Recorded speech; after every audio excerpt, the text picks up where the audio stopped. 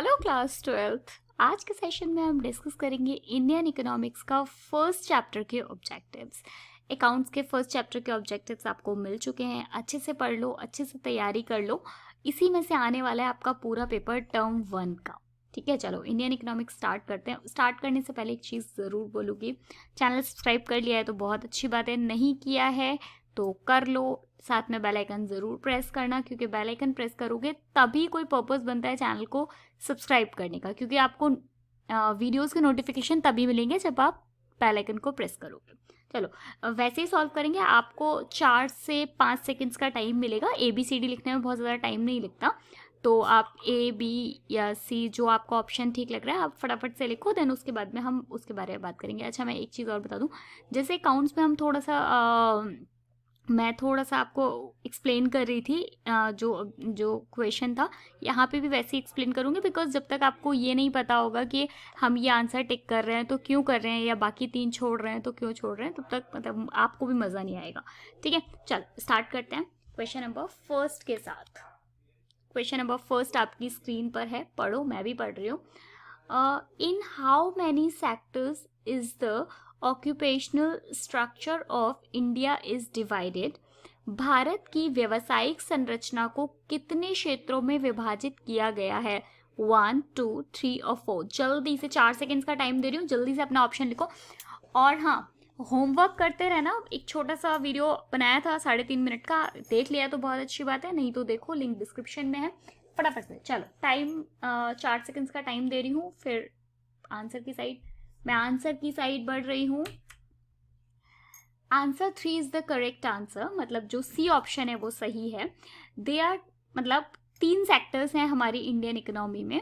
कौन कौन से हैं? फर्स्ट है प्राइमरी इकोनॉमी, सेकंड है सेकेंडरी इकोनॉमी, और जो थर्ड वाला है, मतलब मुझे लगता है ये आपने पढ़ा होगा, टर्शरी इकोनॉमी। ठीक है, तो आगे बढ़ते हैं नेक्स्ट क्वेश्चन की साइड। नेक्स्ट क्वेश्चन है, सेवा क्षेत्र का दूसरा नाम क्या है? What is the another name of service sector? Service sector का दूसरा नाम क्या है? ऑप्शन फर्स्ट है आपके पास टर्शरी, सेकंड है प्राइमरी, थर्ड है सेकेंडरी, फोर्थ है एग्रीकल्चर। तृतीयक, मुख्य, प्राथमिक या कृषि। 3-4 सेकंड्स का टाइम दे रही हूँ, 4 सेकंड्स में फटाफट से अपना ऑप्शन लिख दो। जल्दी जल्दी जल्दी, come on fast. Okay, time up. मैं आगे बढ़ रही हूँ। Answer is first. अभी इससे पहले वाला क्वेश्चन भी सिमिलर ही था, टर्शरी। इसमें क्या होता है, the service sector also known as the tertiary centre, there is the third tier in the 3 sectors economy. 3 sectors हैं, प्राइमरी, सेकेंडरी और टर्शरी, यानी मुख्य, माध्यमिक और तृतीयक। चलो आगे बढ़ते हैं। इनसे बाहर नहीं जाने वाले हैं आपके जो क्वेश्चन पेपर है, बिकॉज ये पूरा चैप्टर को निचोड़ के मैंने यहाँ पे लिखा हुआ है। ठीक है, तो चलो नेक्स्ट क्वेश्चन है, question number 3। Which of the following was the major occupation of the eve of independence? स्वतंत्रता से पूर्व संध्या पर, गलती से टीवी ऑन हो गई थी। ओके, स्वतंत्रता से पूर्व संध्या पर निम्नलिखित में से कौन सा प्रमुख व्यवसाय था? हाँ भाई, ज्यादातर लोग किस पे डिपेंडेंट थे आप बताओ। फर्स्ट ऑप्शन है इंडस्ट्री, सेकंड ऑप्शन है सर्विस, थर्ड ऑप्शन है एग्रीकल्चर, फोर्थ है नन ऑफ दीज। इनमें से कोई नहीं। जल्दी से 3 सेकंड्स का टाइम है इस बार। Okay, 2, okay, time up. मैं आगे बढ़ रही हूँ आंसर की साइड। एग्रीकल्चर। ठीक है, आपको पता होगा, आपने फर्स्ट चैप्टर पढ़ा होगा, इसमें था कि जितने भी लोग थे वो एग्रीकल्चर पर ही पूरे तरीके से आश्रित थे, आधारित थे। चलो मैं नेक्स्ट क्वेश्चन नंबर 4। आयात पर लगने वाले कर या शुल्क को क्या कहते हैं? What is the tax on और duty on imports call? First है टैरिफ, सेकेंड है कोटा, थर्ड है एक्सपोर्ट और फोर्थ है नन ऑफ दीज। जल्दी से अपना आंसर बता दो, जल्दी जल्दी। जो टैक्स लगता है इम्पोर्ट पे, उसको क्या बोलते हैं? टाइम है 3 सेकेंड्स का, और जल्दी जल्दी। Okay, time up.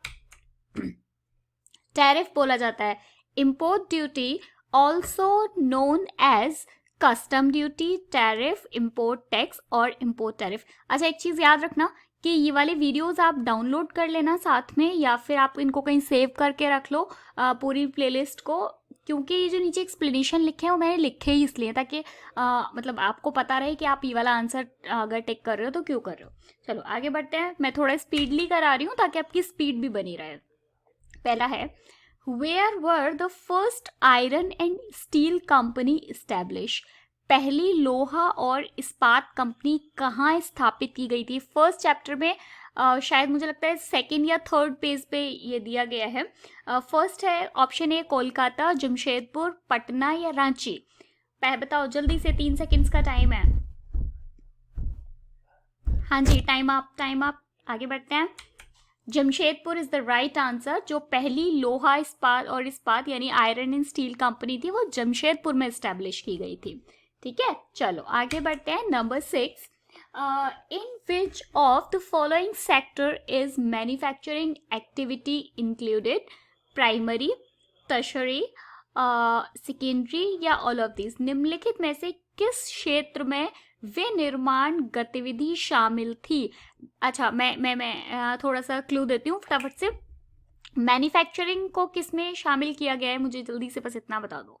मैन्युफैक्चरिंग हमने 3 प्राइमरी, सेकेंडरी और टर्शरी पढ़ा है, उनमें मैन्युफैक्चरिंग को किस में शामिल किया गया है? जल्दी से, मैं आंसर की साइड 2 सेकेंड्स में बढ़ जाऊंगी। टाइम आप 3 सेकेंड्स हो चुके हैं। सेकेंडरी में आपको याद होगा जो एक्टिविटीज के बारे में हमने पढ़ा था, तो manufacturing activities are included in secondary sector. Secondary sector is also known as industrial sector. First में इंडस्ट्रियल सेक्टर पढ़ा था ना हमने, तो जो मैन्युफैक्चरिंग होती है, प्रोडक्शन, वो उसी में होता है। चलो आगे बढ़ते हैं। नंबर 7 क्या है? विच of the following activities is included in the primary sector? निम्नलिखित में से कौन सी गतिविधि प्राथमिक क्षेत्र में शामिल है? ऑप्शन फर्स्ट है एग्रीकल्चर, ऑप्शन बी है सेवाएं या फिर सर्विसेज, ऑप्शन थर्ड है इंडस्ट्री, ऑप्शन 4 है ऑल ऑफ दीज। आंसर्स आते रहने चाहिए, मुझे आंसर्स देते रहो। आप लोग आंसर नहीं दे रहे हो, जल्दी जल्दी से आंसर दो सारे लोग। ठीक है, क्या है, ताकि आपको पता रहे कि भाई कहाँ कितना चल रहा है, आपका तैयारी कितनी चल रही है। ठीक है, चलो मैं आंसर की साइड बढ़ रही हूँ। सिंपल आंसर है एग्रीकल्चर। क्या पूछ रहा है वो? विच of the following activity includes in the primary sector? सबसे पहले सेक्टर में, प्राइमरी सेक्टर में एग्रीकल्चर को रखा गया था। सेकेंडरी सेक्टर में किसको रखा गया था? अभी आपने पढ़ा मैन्युफैक्चरिंग को, यानी जो प्रोडक्शन हो रहा था उसको। चलो नेक्स्ट क्वेश्चन की साइड बढ़ रहे हैं। क्वेश्चन नंबर 8, फटाफट से बताओ। What was the growth rate of per capita income in India on the eve of independence? स्वतंत्रता की पूर्व संध्या पर भारत के प्रति व्यक्ति आय की वृद्धि दर क्या थी? स्वतंत्रता से पहले, इंडिपेंडेंस से पहले का पूछा जा रहा है कि प्रति व्यक्ति जो इनकम थी, वो उसकी जो वृद्धि हुई थी, उसकी जो ग्रोथ थी, वो कितनी हुई थी? जल्दी से बता दो आंसर। 3 सेकेंड्स का टाइम वापस दे रही हूँ। टाइम आप, मैं आगे बढ़ रही हूँ। 0.5%। मैं इसके बारे में थोड़ा सा आपको बताऊंगी, अब पहले यहाँ पढ़ लेते हैं, देन उसके बाद में डिस्कस करते हैं। The growth of the aggregate real output यानी जो GDP was less than 2% during the first half of the 20th century and growth of per capita income was just 0.5%। देखो, जब जीडीपी मतलब अगर हम 20th सेंचुरी से के फर्स्ट हाफ की बात करें तो जो मतलब ग्रोथ का रेट था वो कितना था? 2%, लेकिन वो बाद में कम होके कितना हो गया? 0.5%, क्योंकि हमारा ग्रोथ रेट बहुत ज़्यादा गिर रहा था, ग्रोथ नहीं हो रही थी। ठीक है, चलो आगे बढ़ते हैं। मैं बढ़ रही हूँ, इनको प्लीज़ सेव कर लेना ताकि आपको पता रहे एक्सप्लेनेशन कि क्यों हम इनको चूज कर रहे हैं options. What was the life expectancy at birth in India on the eve of independence? स्वतंत्रता की पूर्व संध्या पर भारत के जन्म के समय जीवन प्रत्याशा कितनी थी? आपसे पूछा जा रहा है यहाँ पर कि जब स्वतंत्रता नहीं मिली थी उस टाइम पे भारत के जन्म के समय जीवन प्रत्याशा कितनी थी, एक एस्टिमेटेड लाइफ थी वो कितनी थी, 44 ईयर्स थी, 50 ईयर्स थी, 60 ईयर्स थी, या ऑल ऑफ दिस था? जल्दी से 3-4 सेकंड्स का टाइम है, जल्दी से आंसर टिक करो, जल्दी। नहीं भी आ रहा है तो भी कुछ ना कुछ आंसर भेजो ताकि आपको पता रहे कि ओके, दिमाग में तो रहता ही है ना कि हमने ये टिक किया था बट इसका सही आंसर ये नहीं था। चलो मैं आंसर बढ़ रही हूँ आगे। 44 ईयर्स, ठीक है। चलो आगे नेक्स्ट क्वेश्चन की साइड बढ़ रहे हैं। Question number 10, what was the nature of the Indian economy on the eve of independence? ये इसका आंसर सारे लोग सही लगाएंगे, सारे लोग, ठीक है। स्वतंत्रता की पूर्व संध्या पर भारतीय अर्थव्यवस्था की प्रकृति कैसी थी?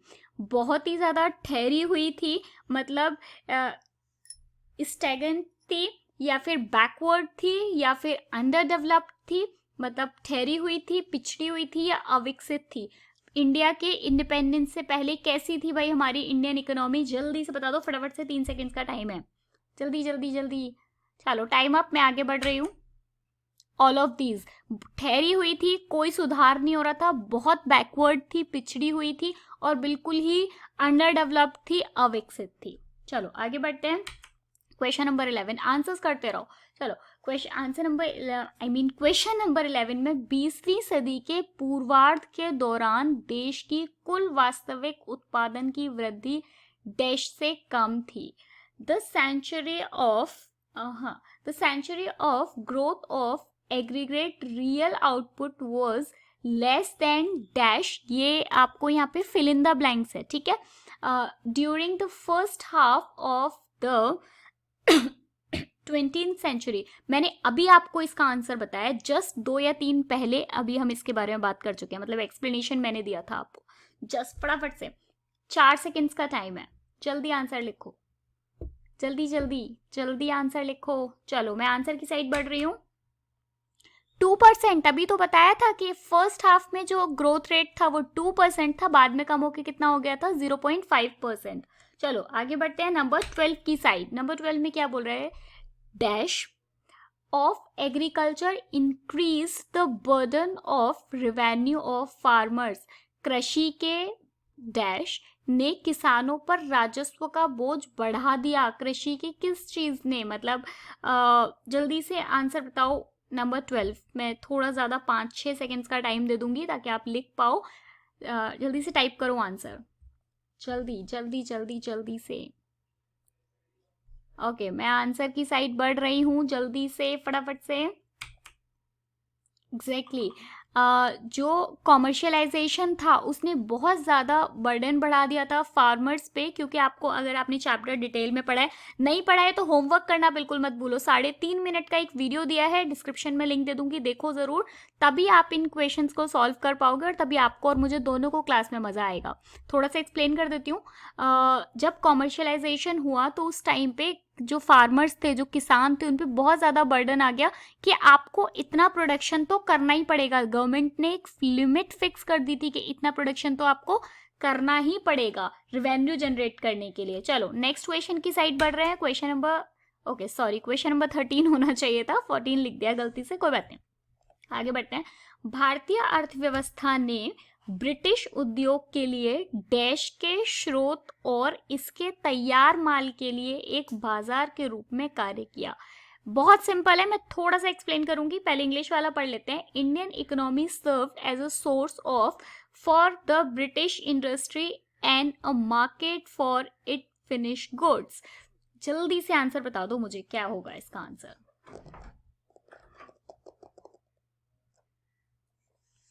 अगर आपने नहीं देखे, मैंने इनके हैंड रिटन नोट्स बनाए हुए हैं, उनका लिंक भी है, दे दूंगी कहोगे तो, अदरवाइज प्लेलिस्ट पे जाओ, इंडियन इकोनॉमी की हैंड रिटन नोट्स की एक वीडियो बनाई हुई है, ठीक है, देखो जल्दी से जाके। चलो मैं आंसर की साइड बढ़ रही हूँ। रॉ मटेरियल क्या था, अगर थोड़ा सा एक्सप्लेन करूं तो आपको याद होगा कि यहाँ पे क्या हो रहा था, जो ब्रिटिश गवर्नमेंट थी वो हमारे यहाँ से रॉ मटेरियल्स ले जा रही थी सारे धीरे धीरे करके, और वहाँ से जो तैयार माल था मशीनों के द्वारा वो हमें आके बेच रहे थे, हमें आके सेल कर रहे थे। याद होगा अगर चैप्टर में पढ़ा है तो। चलो ना नेक्स्ट क्वेश्चन नंबर 15 की साइड बढ़ते हैं। The British introduce the railway in India in answer बताओ, अंग्रेजों ने डैश में भारत में रेलवे की शुरुआत कब की थी? रेलवे की शुरुआत कब हुई थी? जल्दी से आंसर बताओ, जल्दी जल्दी। थोड़ा सा ज्यादा टाइम दे रही हूँ क्योंकि फिल इन द ब्लैंक्स में आपको टाइप करना पड़ता है। जल्दी जल्दी जल्दी। चलो मैं आंसर की साइड बढ़ रही हूँ। 1850 में, 1850 में ब्रिटिश गवर्नमेंट ने पहली बार इंडिया में रेलवे आई थी।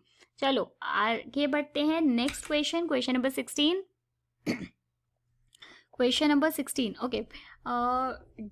स्वतंत्रता की पूर्व संध्या पर डैश क्षेत्र में कामकाजी आबादी का 17.2% हिस्सा था। बहुत इजी है, थोड़ा सा दिमाग लगाओगे तो समझ जाओगे।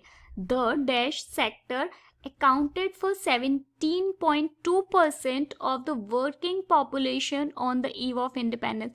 गवर्नमेंट सर हमारे आज़ाद होने से पहले, हमारी स्वतंत्रता से पहले 17.2% जनसंख्या क्या कर रही थी? जल्दी से बताओ जल्दी से आंसर बताओ। चलो टाइप करो फटाफट से, मैं आंसर की साइड बढ़ रही हूँ। बच्चों इनमें छोड़ना मत, यही आंसर क्वेश्चंस आने वाले हैं पेपर में। देखो ज्यादातर लोग सर्विस क्लास में थे, ज्यादातर लोग जो थे वो टर्शरी था उसमें काम कर रहे थे, सर्विस क्लास में काम कर रहे थे। Only 17.2% of the working population were engaged in the service sector, which also prove the slow growth of हमारी जो ग्रोथ थी वो बहुत कम थी, क्योंकि केवल 17.2% लोग ऐसे थे जो कि सर्विस कर रहे थे। बाकी सारे लोग तो क्या कर रहे थे? बाकी सारे लोग क्या कर रहे थे? कृषि कर रहे थे, खेती कर रहे थे, है ना, इस वजह से। चलो आगे बढ़ते हैं। 17 क्वेश्चन। भारत की पहली आधिकारिक जनगणना डैश में हुई थी? कब हुई थी?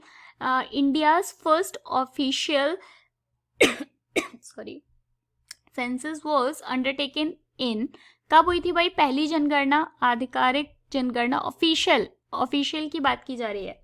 जल्दी से ईयर लिखकर भेजो, जल्दी। यही क्वेश्चंस आने वाले हैं आपके एग्जाम में, ठीक है? अगर थ्योरी पढ़ना स्टार्ट नहीं किया है तो थ्योरी पढ़ना स्टार्ट करो थोड़ा सा। 1881 में पहली बार जो जनगणना हुई थी ऑफिशियल तरीके से, वो 1881 में हुई थी। नेक्स्ट क्वेश्चन नंबर 18 क्या है भाई? देखो, the economic policy pursued by the colonial government in India were concerned more with the protection and promotion of the economic interested of India.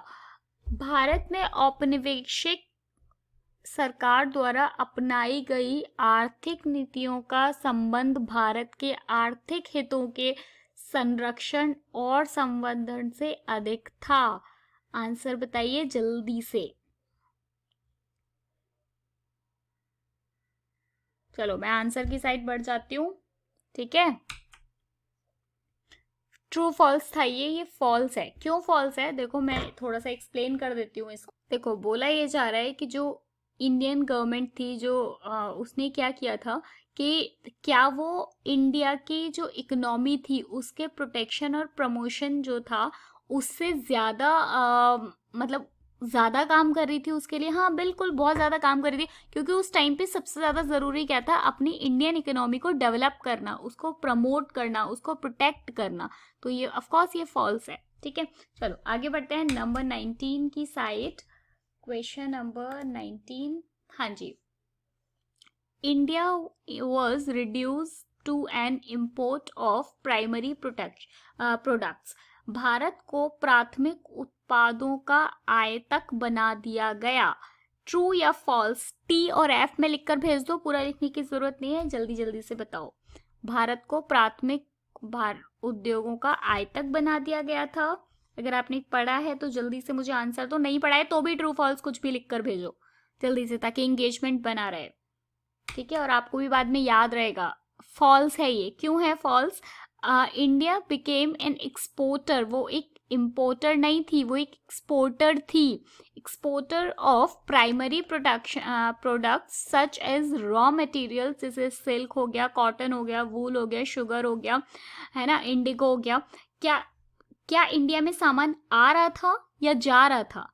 आयातक नहीं था, वो निर्यातक था, ठीक है, तो वो एक एक्सपोर्टर था, इम्पोर्टर नहीं था। चलो नेक्स्ट की साइड बढ़ते हैं, क्वेश्चन नंबर 20 की side.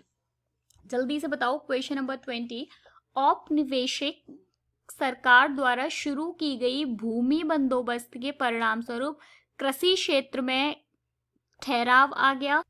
Land settlement introduced by the colonial government resulted in stagnation in the agriculture sector।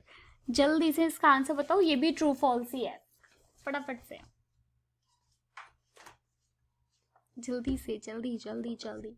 चलो मैं आंसर की साइड बढ़ रही हूँ, फटाफट से 2 सेकंड्स का टाइम और दे रही हूँ, जल्दी। TIF लिखने में बहुत ज़्यादा टाइम नहीं लगेगा। ओके आगे बढ़ रहे हैं।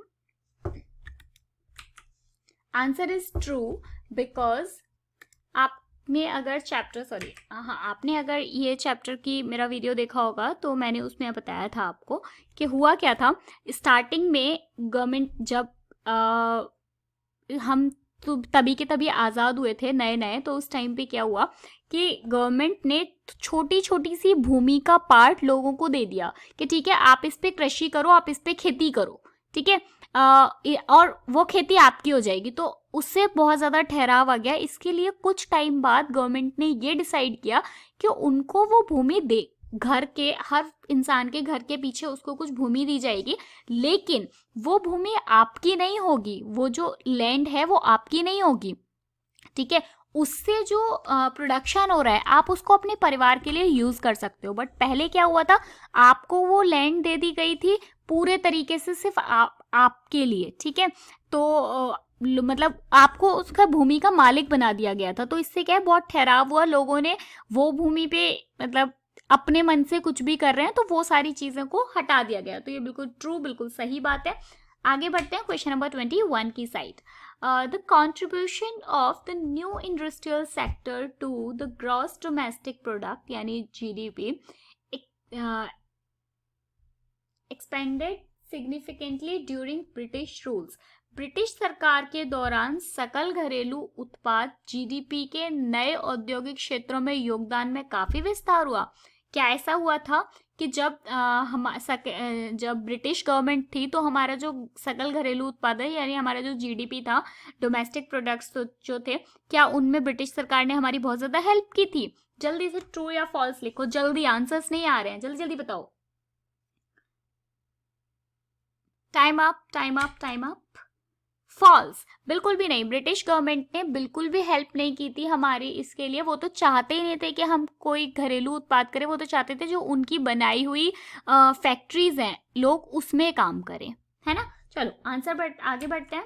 क्वेश्चन नंबर 22 में क्या बोला जा रहा है? 22 में बोला जा रहा है आपको the secondary sector accounted for only 10.1% of the working population on the eve of independence। स्वतंत्रता की पूर्व संध्या पर माध्यमिक क्षेत्र में कामकाजी आबादी का लेवल 10.1% हिस्सा था। जल्दी से, सेकेंडरी सेक्टर की बात हो रही है, याद रखना। चलो जल्दी से आंसर बताओ, मैं 2 सेकेंड्स का टाइम दे रही हूँ, जल्दी जल्दी जल्दी जल्दी। Answer is true. Answer true है कि 10.1% जो हमारी पॉपुलेशन थी वो क्या कर रही थी कि कामकाजी आबादी का केवल 10.1% था। ओके चलो आगे बढ़ते हैं। नेक्स्ट क्वेश्चन नंबर 23 की साइड। 23 में क्या बोला जा रहा है? बिफोर 1921, 1921 से पहले, 1921 से पहले, India was the second stage of demographic transition. 1920 से पहले, 1921 से पहले भारत जनसंख्यिकीय संक्रमण के दूसरे चरण में था। आपको याद होगा तो हमने फर्स्ट चैप्टर में काफी सारे चरण पढ़े थे, ठीक है। चलो मैं आंसर की साइड बढ़ रही हूँ। इसका आंसर फॉल्स है बिकॉज 1921 में इंडिया सेकेंड स्टेज पे नहीं था, फर्स्ट स्टेज पे था। Demographic transition false। 1921 India was in the first stage of demographic transition। चलो आगे बढ़ते हैं नेक्स्ट। ओके आप तो मैं आपको बताऊं कि इस फर्स्ट चैप्टर में मैंने पूरा निचोड़ लिया अच्छे से। ये 23 जो क्वेश्चंस हमने यहाँ पे सॉल्व किया, इससे ज़्यादा इंपॉर्टेंट मुझे नहीं मिले। ठीक है, चलो वीडियो को डाउनलोड कर लो, ताकि इसमें नीचे जो मैंने लिखे हुए हैं आपके लिए, ताकि आपको पता रहे आप जो टिक कर रहे हो वो क्यों टिक कर रहे हो। तो होप आपको वीडियो पसंद आया होगा। वीडियो पसंद आ रहा है तो लाइक करना मत भूला करो यार, और परेशान बिल्कुल भी मत होना। मैं आपसे पहले भी बोल चुकी हूँ, इस बार आपके मस्त मार्क्स आने वाले हैं। ठीक है, बढ़िया एकदम। चलो मिलेंगे नेक्स्ट वीडियो में। अगला अकाउंट्स का आपको फर्स्ट चैप्टर मिल गया है, इकोनॉमिक्स का आज आपको मिल गया इंडियन इकोनॉमी का। अब आपको जो नेक्स्ट वीडियो मिलेगा वो बिजनेस स्टडीज का मिलेगा, फर्स्ट चैप्टर। ठीक है, चलो bye bye, thank you so much.